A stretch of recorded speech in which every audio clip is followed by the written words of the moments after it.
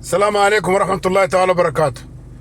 يا أخي أنا بستغرب في العساكر ديل، العساكر بالذات اللي بيقولوا أنفسهم أشاوس أشاوس،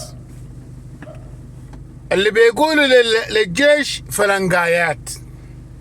يا جماعة انتوا يا جماعة اوكي، انتوا أشاوس، اوكي أشاوس الدعم السريع، فهمناكم. ديل ناس الجيش ديل كيف تقولوا لهم فلنقايات؟ مفهومك شنو في كلمة الفلنقايات دي؟ أصل الفلنقايات، اوكي، أصل الفلنقايات ومرجع الفلنقايات اللي هم الدعم السريع. بصراحة أقول لك الكلام ده، الفلنقايات الأصلين هم ناس الدعم السريع. ليه؟ أولا لو أنت قلت ناس المشتركة فلنقايات مثلا، مشتركة ديل قبل ما يجوا ناس الدعم السريع الناس ديل وين؟ كانوا في دارفور بحواكرهم، بمزارعهم، بمناطق الرعاة بتاعتهم، بقبائلهم المعروفة.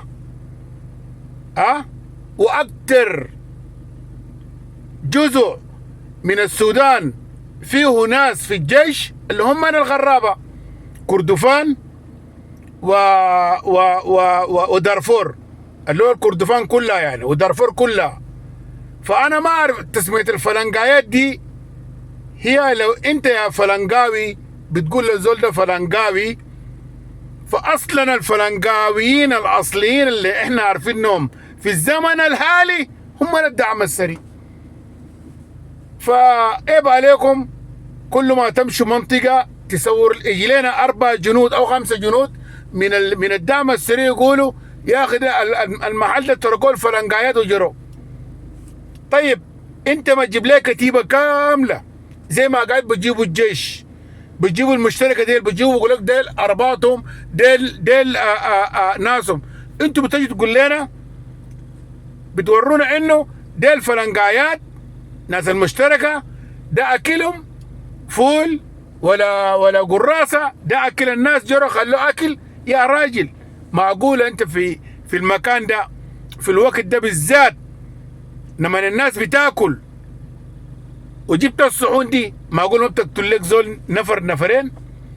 فيا أخي اختشوا ولا تحرجوا أنفسكم، إنما الفلنقايات توصف على جنود الدعم السريع. وارجعوا وشوفوا معنى الفلنقايات. لكن اصول الفلنقاوي هو الرجال اللي بتاع الاسطبل بتاع الحصين اللي بيساعد الملوك باجر، وكان الدعم السريع شغالين حدود باجر. سلام وعداله.